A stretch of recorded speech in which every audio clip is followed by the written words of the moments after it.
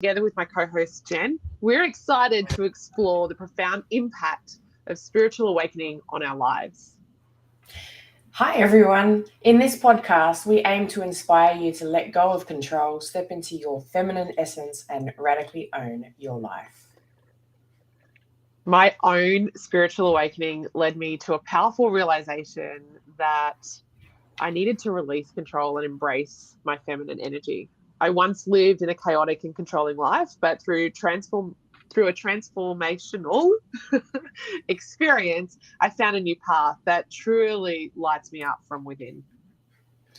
Kristy, can you Mhm. share with us the pivotal moment when you realized the need to let go of control and embrace your feminine power? Like, how did this awakening change your perspective on life? Okay, so for me, there was actually two pivotal moments in my life. The first one was really like realizing that I was trying to control every single nook and cranny in my life and those around me. And that was a moment, actually, I was at a place called the Entourage. It was a business coaching seminar group session. And I remember the host, Jack Delosa, I was at sort of this round table with him and I watched him interview this guy. And he was talking about, so the guy he was talking about was talking about in his business, he hasn't been able to surpass like a certain milestone. And Jack was like asking him these questions.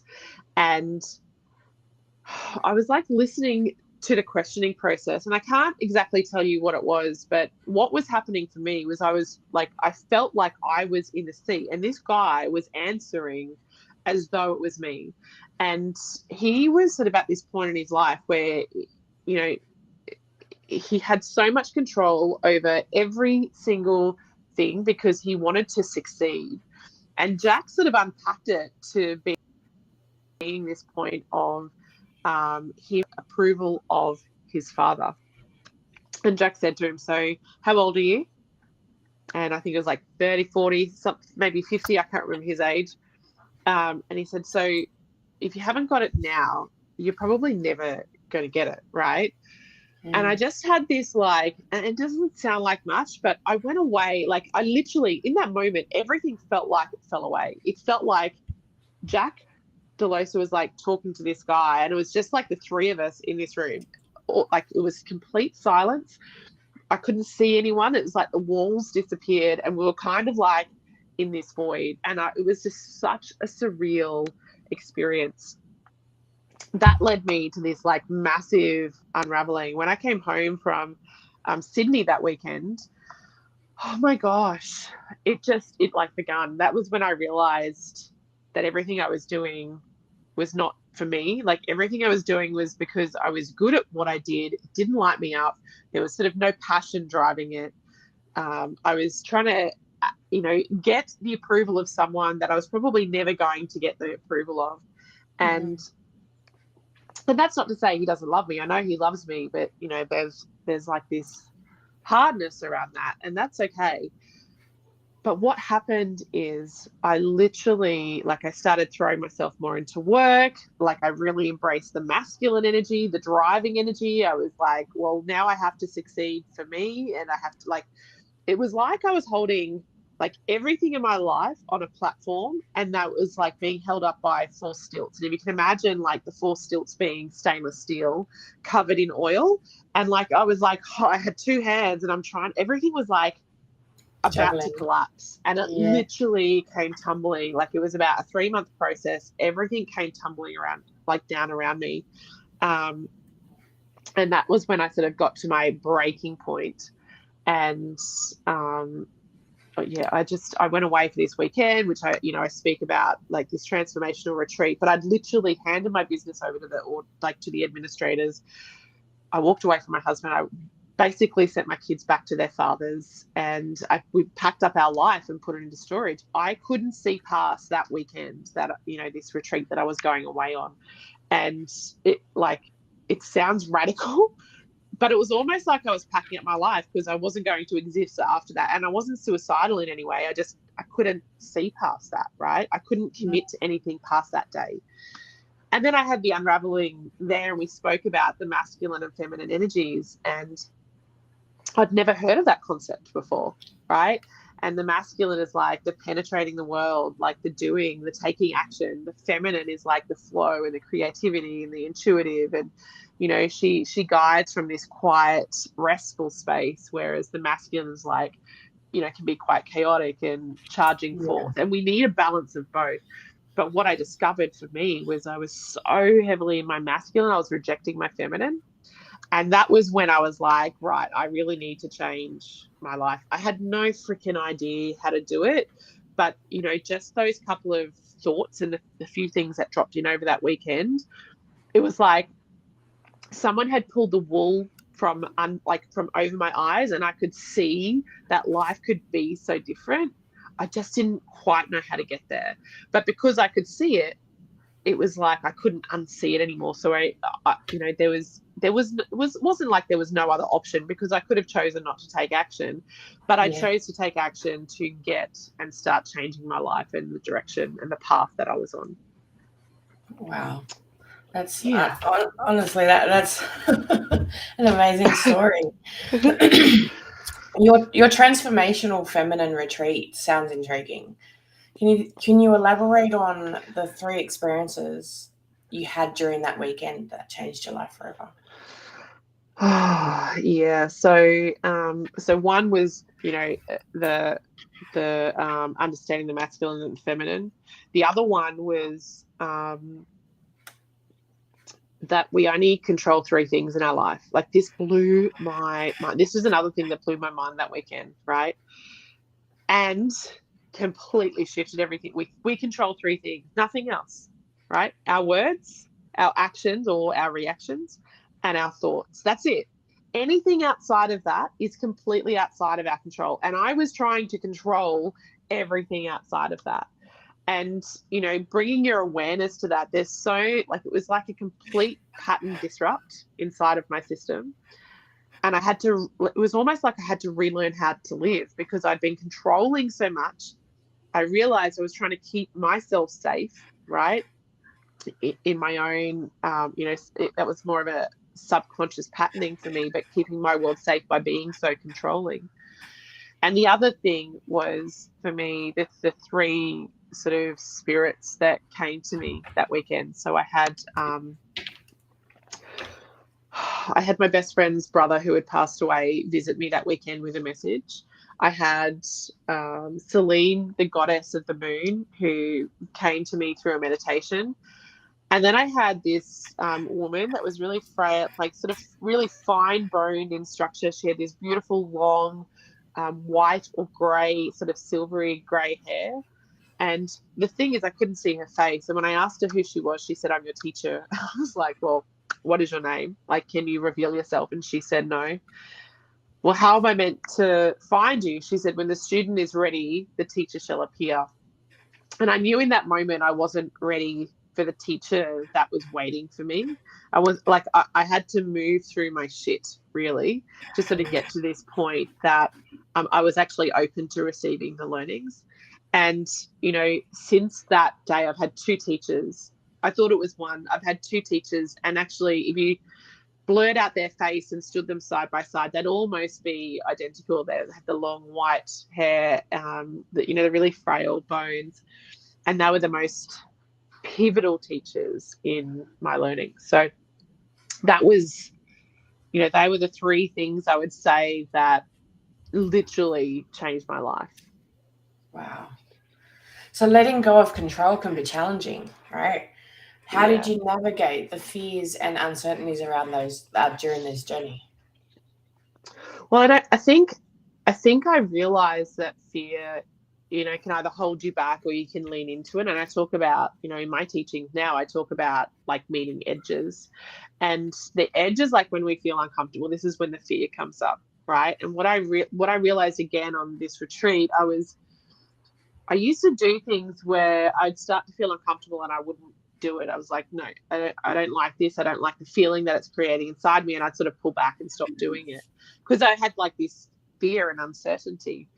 That weekend, the woman that was supporting us, her name's Kristy Greenshields, She's an absolutely beautiful and amazing person, and now a dear like friend and soul sister.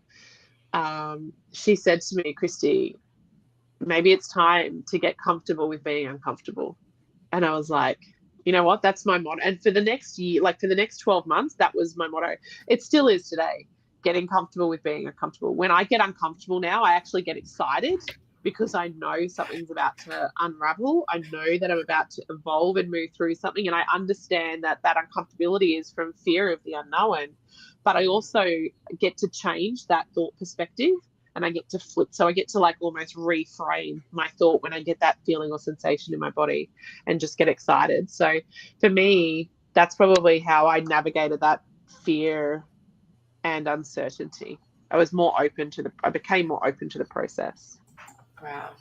So how did your decision to radically own your life impact your relationships with your husband, your children, and those you worked for? Yeah. So first of all, the people that I worked for noticed I handed my business over to administrators. I went on a bit of journey myself. My husband still had his business. And when I started to work back, like I started to sort of inject myself back into his business, people that I had already worked alongside there had noticed huge changes in me. They were like, is this the same person? Right? Because I wasn't in there like micromanaging. I mean, maybe I was still micromanaging some stuff, but nowhere near to the extent that I was when, when I was sort of unaware before I'd sort of gone through that breakdown and awakening. When it comes to the children, when I realized is that they are also out of my control, right? I had to get really strong with my boundaries and using my voice because they were still quite young, but I also understand that they were on their own journey. One thing that I took radical ownership of was the fact that my actions up until, because I used to be really like easily triggered, really erratic, like angry, or like I was a yeller and screamer, right? And that had impacted my children. Even the choices I made, like, with not leaving my first marriage, and like, I mean, I left, but I realized that there's like all these decisions in my life that were impacting my kids. And for a little while there, I had a lot of guilt and shame come up around that. And I remember speaking to my coach at the time and saying, how do I make this better? And she said, well, you can't change them. What you can do is start, like, it gets to stop with you. This is a cycle. And when you put a full stop in this cycle, that will ripple effect out into your life. And it doesn't happen immediately. But what I witness now is that the great change that happened inside of me has happened inside. Like, I watch my son, particularly with his son, and his parenting is so different to mine, right? But it is more of the parenting style that I started to have after my awakening, when I was more patient and understanding, and more challenging with my questions, like thought provoking with my questions, right? Helping them understand that, there's consequences to actions. So to think about the actions, I always had an open door policy. It doesn't matter what you've done, right? I'm not going to judge you. There's always consequences. I've got your back, right? But you need to understand I'm not going to help you avoid consequences.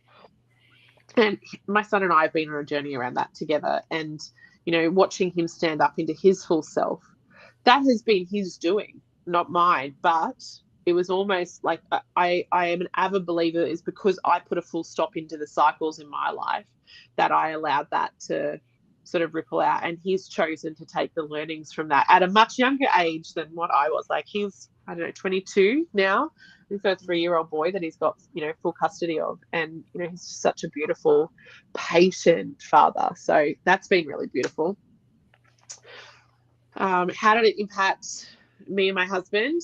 Okay, so this is probably the biggest thing. I was really controlling in our relationship, and I used to say, you never stand up, you never take action, you never do the thing, it's always me. Like, I was so freaking controlling.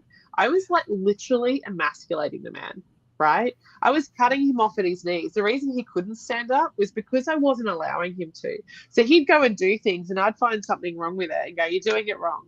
Right. So he sort of got to the point of, fine, you just do it yourself. Like, I know Kristy's going to come along and do it anyway. So I was like teaching people, those I worked with, my kids, my husband, like everyone around me, that If we don't do it, Kristy's just going to come and do it. Then she's not going to complain. And then, we won't feel bad for getting it wrong, because everyone used to get it wrong, right? So when I had that change, I actually gave him space to be able to stand up and be a man, be, a husband, and really sort of hold the space and be there in the masculine way to hold my feminine as I started to surrender more to my feminine, right? So we started to create the polarity, which created more intimacy and, all the things. Wow. Just even as you were talking right then, I could hear little bits of things within me. And I'm sure many, many others will resonate with that, because finding that balance is so important. You also mentioned becoming a psychic development coach. How did your spiritual awakening play a role in discovering and pursuing your passion? Yeah, so I had been told my whole life that I was psychic. I now know that we're all psychic. My psychic abilities through my entire life are quite heightened. Mm-hmm. I never shied away from them, but I never really embraced them either. My mum was, at my age, she was she taught numerology, and she taught tarot and meditation and all the things. So I've always had the support from her through my life. Yeah. So I've never sort of pushed it away and disowned it. I just never really owned it, if that makes sense. It was kind of like this neutrality there. When I was on that weekend and I had this awakening, I was like, oh my gosh, spirit is speaking really. The last incident with a teacher, I actually thought in that moment, if I wasn't here right now in this supported environment, I think I would have actually admitted myself to a psychiatric ward. I actually thought I was going crazy. I thought I was insane. But I had beautiful support around me. And, I think that was just a lot of nervous system and trauma that was sort of running through my body.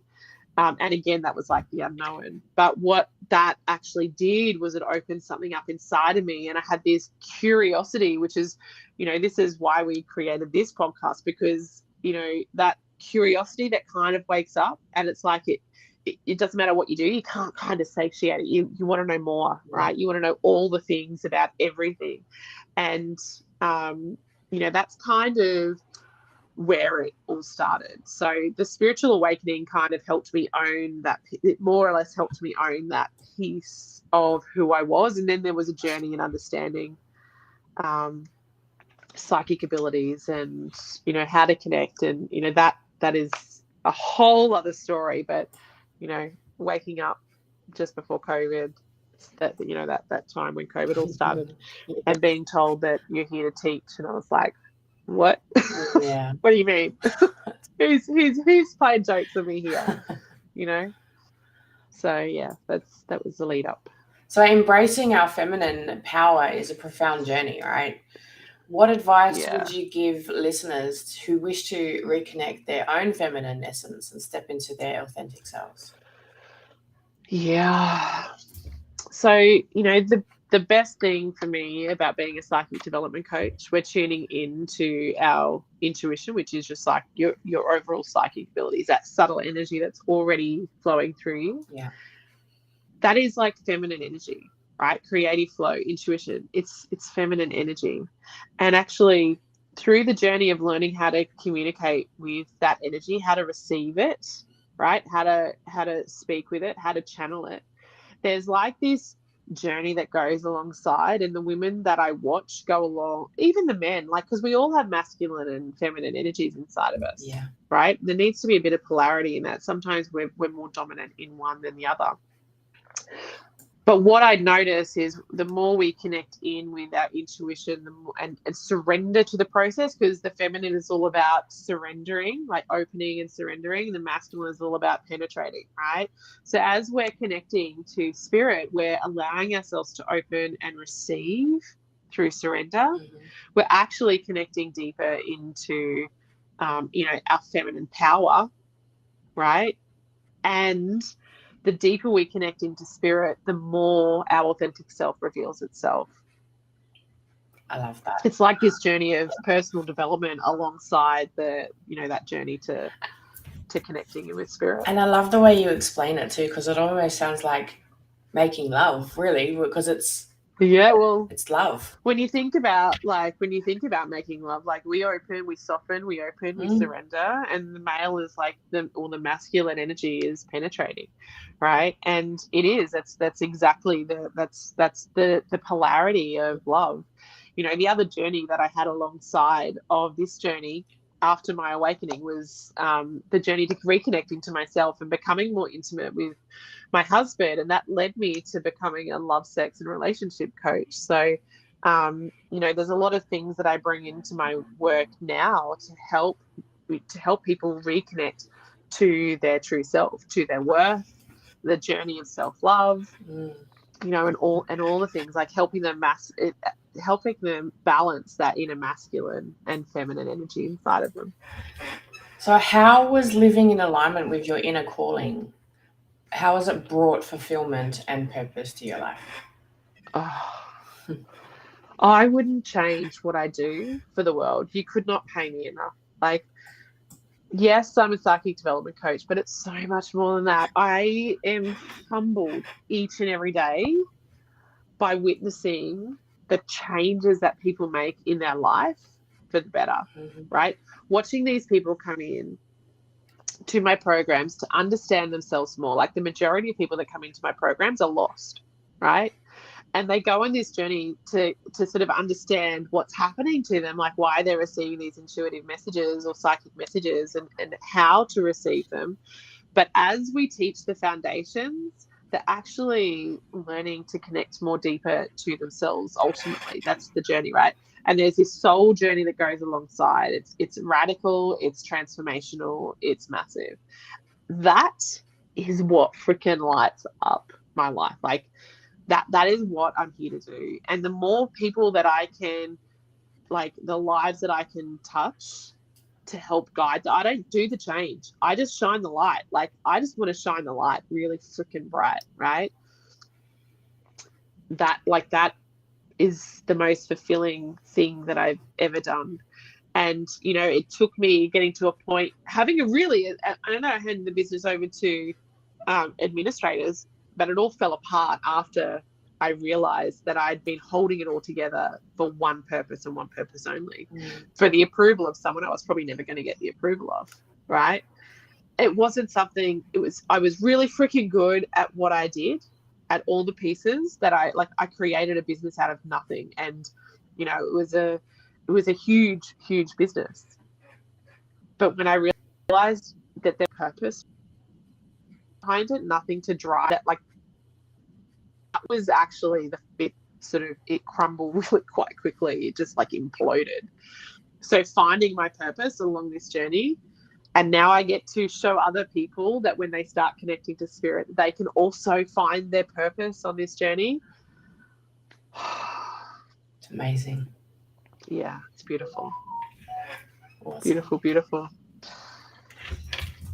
So, have you got any other questions before we wrap up? No, so I think that we've covered everything that I've got. Yeah, beautiful. Well, thank you for joining us on this episode, guys, of Elevate Your Spiritual Awakening. Remember, the journey to embracing your feminine power is a beautiful and transformative one. And it's never too late to embark on the path of self-discovery.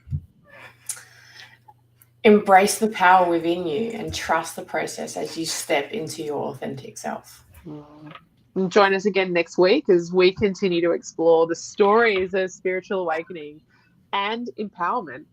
Together, let's elevate our souls and shine our light into the world.